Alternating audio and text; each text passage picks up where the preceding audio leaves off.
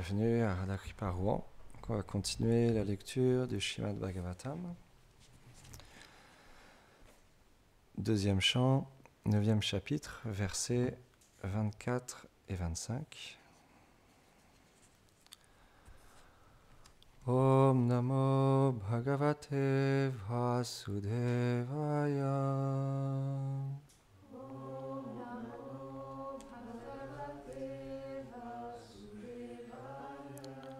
Om Namo Bhagavate Vasudevaya.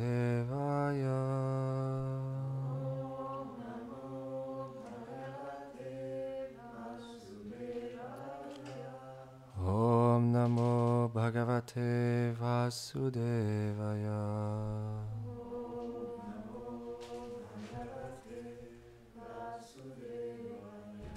Vous répéterez le verset 25. Shajami tapase vedam grashami tapasa punam bibarmi tapasa vishvam viryam me tusharam tapam. Traduction. Par l'austérité, j'ai créé cet univers et à travers lui, je le maintiens et c'est par lui que je le dissous. L'austérité intense est ma puissance déversant la grâce. Verset 25. Brahma Vachan Bhagavan Sarvabhutanam Atyaksho Vashtito Guham Vedai Pratirudhenam Praganena Shikirshitam. Brahma dit: Ô Seigneur, tu es le Maître suprême et le contrôleur interne de tous les êtres. Toi, en vertu de ta puissance omnisciente, tu connais les pensées de toutes les créatures. Commentaire.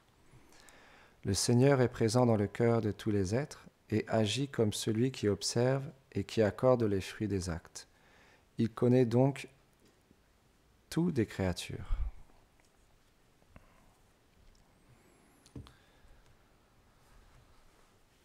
Om Ganati Mirandasya Gananjara Sharakaya Shakshu Militanyana Tasmai Shigurave Namaham Namam Vishnu Padaya Krishna Prashtaya Bhutare Shrimati Bhaktivedanta Swami Nitinamine Namaste Sarasvati Deve Gauravani Pracharine Nirveshesha Shunyavadi Pashyatya Deshatarine.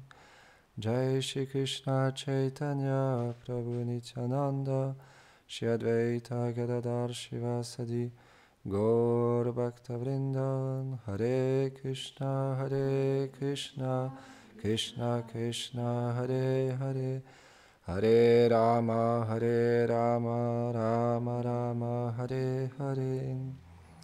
Vrindaye Tulasi Devyaye Priyaye Keshava Sacha Krishna Bhakti Pratadevi Satyavate Namo Namaha.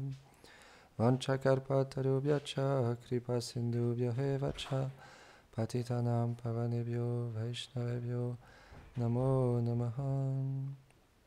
Avant de commencer à parler, j'implore les bénédictions de mon maître spirituel, ainsi que Srila Prabhupada, toute notre filiation spirituelle, Govinda Maharaj, toutes les dévots et les dévotes ici assemblés, pour pouvoir parler. Parce que sans la grâce des Vaishnavas, c'est impossible de pouvoir parler sur des sujets aussi importants et qui sont essentiels, pas justement pour pouvoir, comme mes frères le partageaient hier et avant-hier, découvrir qui nous sommes, ou redécouvrir qui nous sommes véritablement, et quel est notre lien avec le Seigneur suprême. Parce que comme c'est expliqué, comme Gurudev explique dans ce verset, il est dans le cœur de chaque créature. La personne suprême qui a créé ce monde, qui le maintient et qui le détruit, il est présent dans le cœur de toutes les créatures de ce monde. Imaginez-vous à quel point il est proche de nous. Il est juste à l'intérieur de notre cœur. On n'a qu'une seule chose à faire, c'est se tourner vers lui. C'est expliqué. Il y a une image qui est donnée où il y a un bel arbre, et dans cet arbre, il y a 2 oiseaux. Et parmi ces 2 oiseaux, il y en a un qui mange les fruits de l'arbre, et il y en a un autre qui observe. Et c'est la situation dans laquelle on se trouve. On est ce petit oiseau qui mangeons les fruits de notre karma. Toutes les actions que nous avons accomplies dans nos vies passées, alors on obtient une situation, on obtient un certain corps, une certaine personnalité et un certain conditionnement. Et à travers ça, on agit encore dans ce monde. Et ça, vie après vie. Et quand on agit dans ce monde, comme expliquait Govinda Maharaj, il y a des lois. Les lois universelles. Et ces lois universelles, même si on ne les voit pas, même si on ne les connaît pas, on ne peut pas y échapper. C'est comme ça que ce monde fonctionne. On a beau essayer de changer la nature du feu, le feu il brûle, on a beau mettre tous nos efforts possibles, on décide maintenant, le feu il ne brûle plus. Le feu, je décide qu'il est maintenant mouillé, qu'il mouille. Que le feu prend la nature de l'eau. On peut essayer par tous les moyens du monde, on n'y arrivera jamais. On peut éteindre le feu avec de l'eau, mais on ne peut pas changer sa nature. C'est impossible. Parce que le monde est créé ainsi. Les éléments sont créés ainsi. Et la nature de ce monde est faite ainsi. Il y a des cycles. Et nous, on suit tous ces âges qui se succèdent. Et à travers ces naissances, qu'on acquit un certain corps, une certaine situation, dans une forme de vie humaine ou animale ou végétale. Et dans toutes ces formes, le Seigneur, il se trouve toujours juste à côté de notre cœur. Et donc, il est présent avec nous. Et il nous accompagne. Il nous regarde, il nous observe, comme ce petit oiseau dans l'arbre. Et il attend juste qu'une seule chose, c'est qu'on cesse de prendre tous ces fruits, de prendre toutes ces... comme disait hier Maharaj, c'est d'être comme un voleur, de s'accaparer toutes ces choses qui nous ont été données, dues aux fruits de notre karma, mais simplement, c'est pas qu'on arrête d'agir, c'est pas qu'on désire changer la situation, qu'on veut tout jeter au plus profond de l'océan.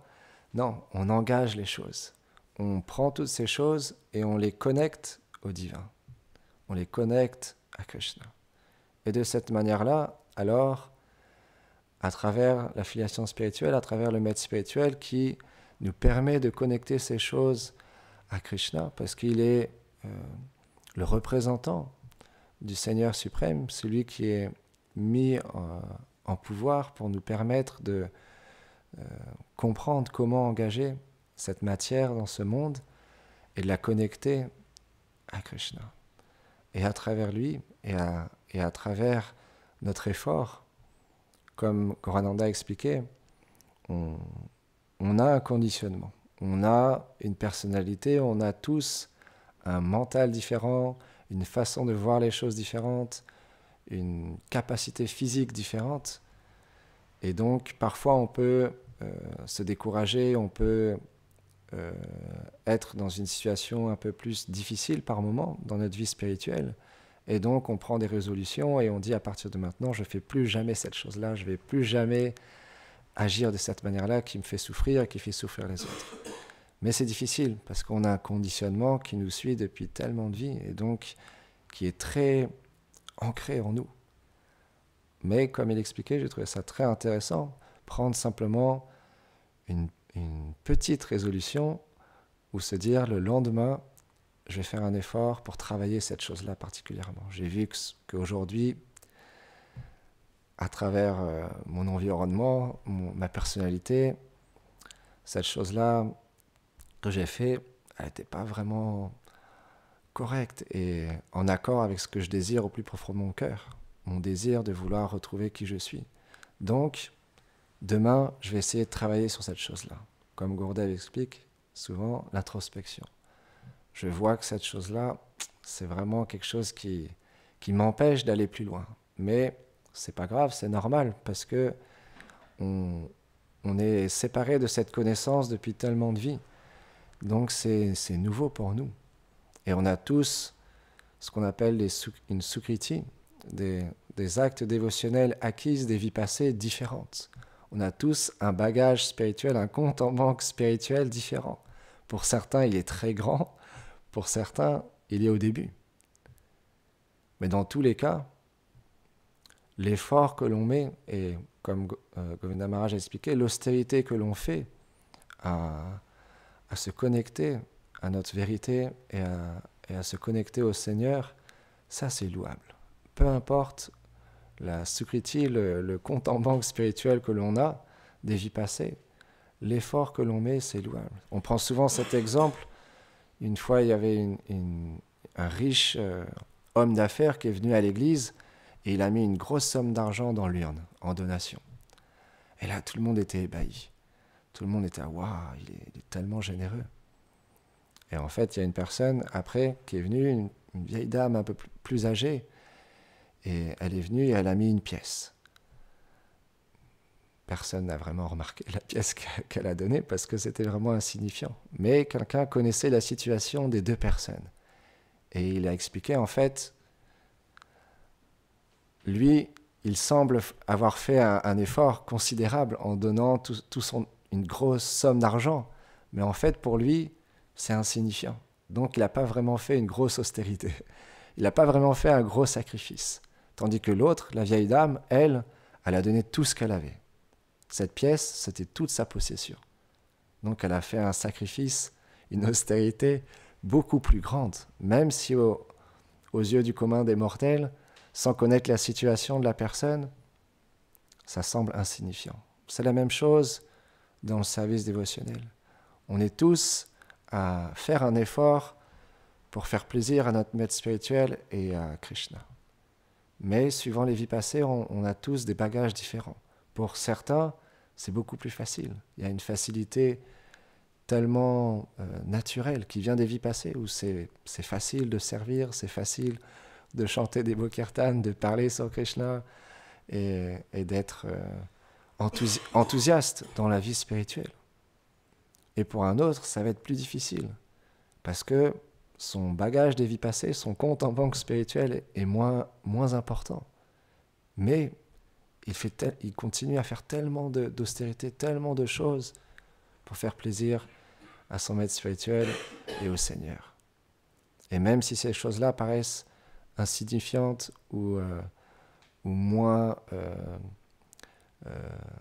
visibles qu'une autre personne, l'effort qu'elle fait, elle est gigantesque. Parce que par rapport à sa sukriti, par rapport à son compte en banque spirituel, par rapport à toutes les difficultés que cette personne rencontre, il est toujours là. Et il fait toujours un effort considérable pour rester et faire, on appelle austérité, mais ce service.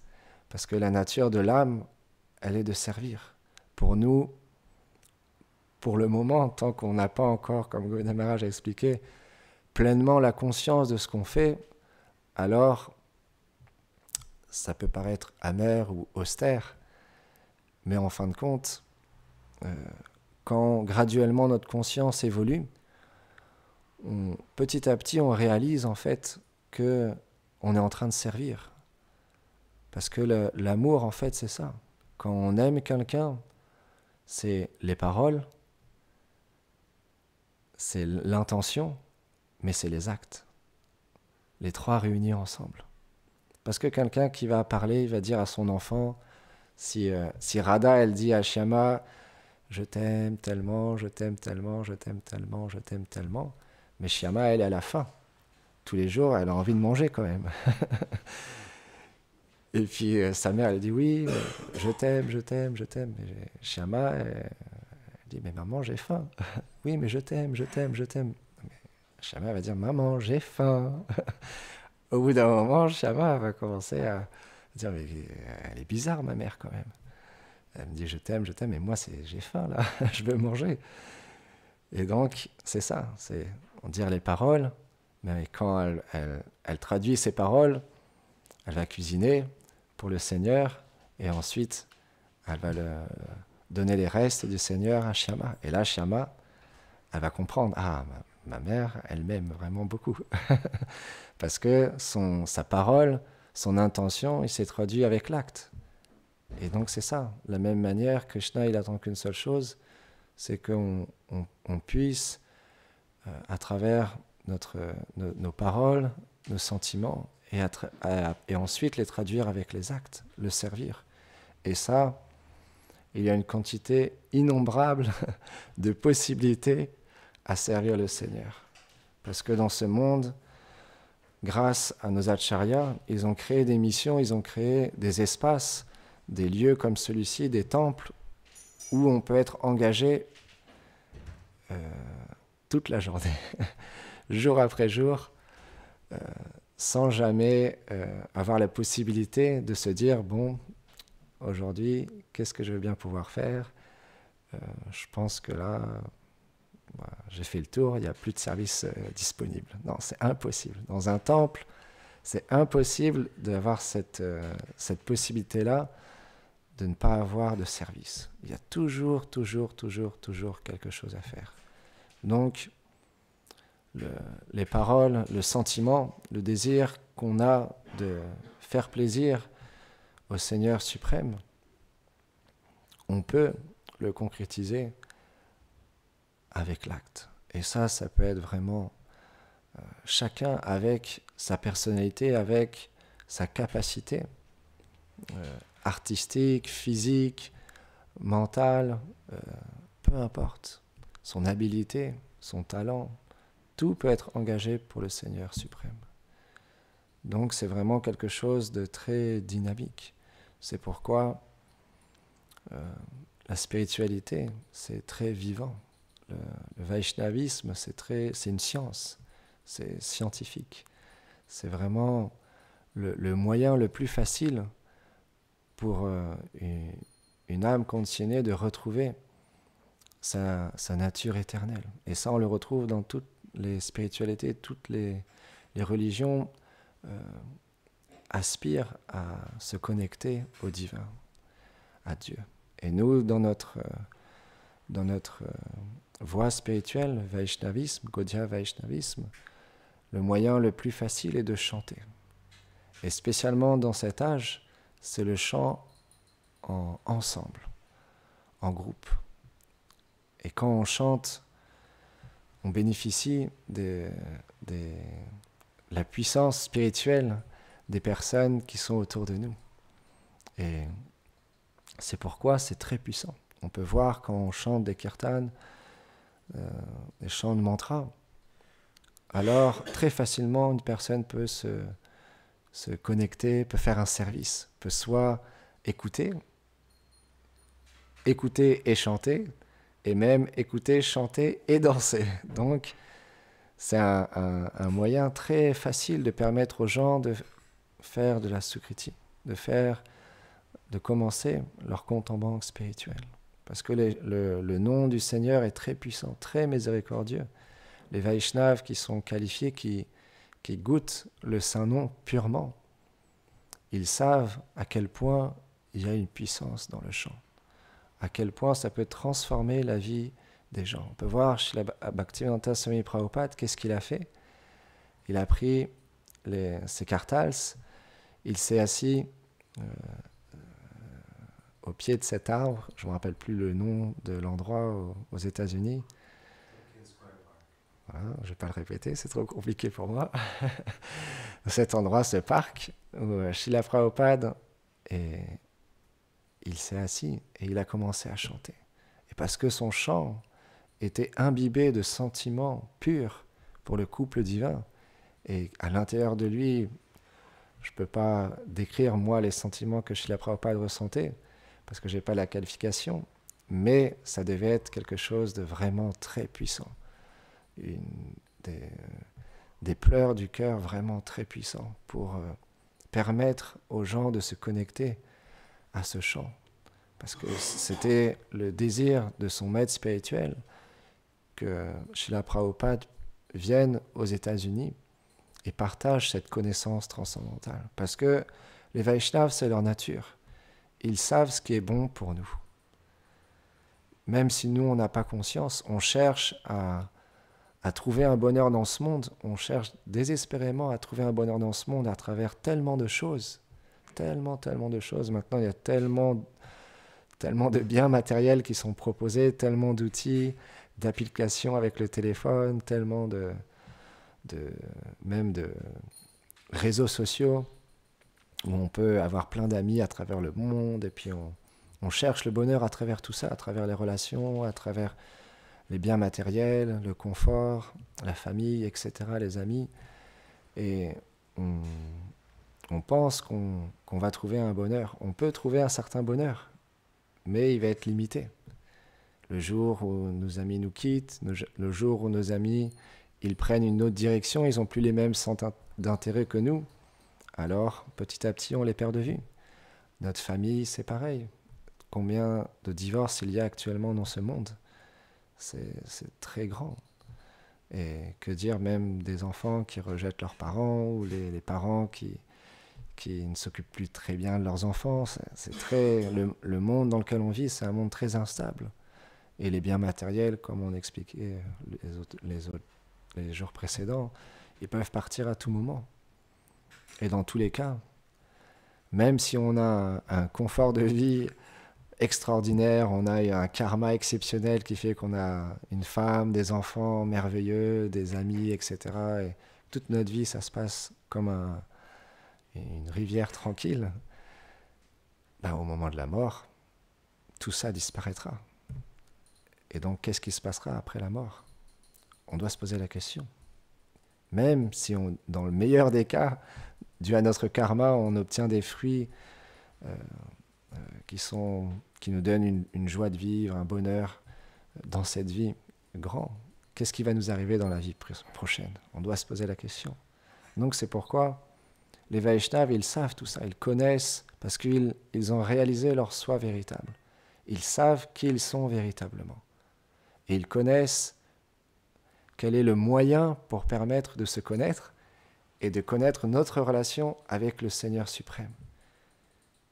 Et comme ce sont des personnes qui sont très généreuses, qui sont très compassionnées, alors ils donnent des instructions à leurs disciples pour permettre d'aider les êtres, pour permettre d'engager les personnes pour qu'ils puissent eux-mêmes aussi expérimenter cette chose-là. Pas qu'ils désirent obtenir quelque chose des êtres. Ils désirent simplement que les jivas, les âmes spirituelles dans ce monde, puissent aussi avoir accès à cette beauté transcendantale, ce monde transcendantal, à travers le service, le chant. Donc, Srila Bhaktisiddhanta Sarasvati Thakur Prabhupada, qui est une âme réalisée, un acharya, un pur dévot extrêmement compassionné, il a donné cette instruction à Srila Prabhupada et à d'autres aussi, de traduire des livres en anglais et de les partager au plus grand nombre. C'est ce qu'il a fait chez la Prabhupada. Ça lui a pris un certain temps. Il est resté en Inde pendant une longue période pour ensuite partir aux États-Unis tout seul. Enfin, seul, extérieurement parlant, parce qu'un Vaishnava, il n'est jamais seul. Il est toujours avec le couple divin et avec tous les acharyas, et avec son propre maître spirituel. Comme on expliquait l'autre jour, chez la Prabhupada, il disait jamais « c'est moi qui ai tout accompli, c'est moi le plus grand, et c'est de moi que vient toute cette miséricorde. » Non, ce n'est pas l'humeur des Vaishnavas qui sont qualifiés. C'est grâce à mon maître spirituel. Tout vient de lui. Tout vient de mon maître spirituel, de mon prédécesseur. Et donc, c'est ce que Srila Prabhupada il a fait. Il est venu aux États-Unis et il s'est assis dans ce parc et il a chanté. Et à travers sa puissance du chant, petit à petit, des âmes sincères qui avaient la sukriti, des actes dévotionnels de vie passée. Et aussi, parce qu'un pur dévot, il crée aussi, grâce à sa miséricorde, à sa compassion, il permet à des êtres qui n'ont pas cette qualification de pouvoir recevoir cette connaissance, d'obtenir la qualification pour la recevoir. C'est ça la puissance des acharyas, des purs dévots. Et c'est ce qu'il a fait chez la Prabhupada. Imaginez-vous, dans les années 70, la situation avec des personnes qui étaient en quête spirituelle, mais qui étaient vraiment en quête spirituelle très large, avec beaucoup d'intoxicants, beaucoup de conceptions New Age, et qui ça pouvait être très difficile d'enseigner un message aussi direct, aussi précis et aussi tranchant et qui remet beaucoup de choses en question dans notre vie à des personnes qui étaient dans cette situation. Mais pourtant, par la grâce de Nitai, de Gauranga, de tous nos acharyas, Srila Prabhupada, par sa puissance, son amour, c'est ce qu'il a fait. C'est ce qu'il a. Et aujourd'hui, on peut voir à travers le monde comment son mouvement s'est répandu et comment même en Inde, il a comme remis en avant le Gaudiya Vaishnavisme, encore plus qu'il était. Maintenant, dans toutes les villes en Inde, il y a des temples de la mission de Srila Prabhupada. Donc c'est vraiment une bonne fortune que l'on a, et même si on n'en a pas conscience, et même si notre conditionnement ne nous permet pas d'avoir pleinement conscience de ce que l'on a reçu, et petit à petit, jour après jour, si on développe de la gratitude, on développe ce désir sincère d'approfondir notre chant, notre service, notre attitude envers les dévots, alors graduellement, on trouvera une connexion interne avec notre soi véritable, qui nous sommes, et notre relation à travers le maître spirituel avec le couple divin. Donc c'est quelque chose de très graduel. Il faut être patient, il faut s'entraider les uns les autres, parce que dans ce monde, on a besoin d'aide, on a besoin d'exemples, on a besoin de dévots qui nous inspirent à continuer, qui nous inspirent à faire plus, qui nous inspirent à approfondir plus notre bhajan, et qui nous inspirent dans notre vie de tous les jours. Parce que sans inspiration, c'est difficile, tout seul.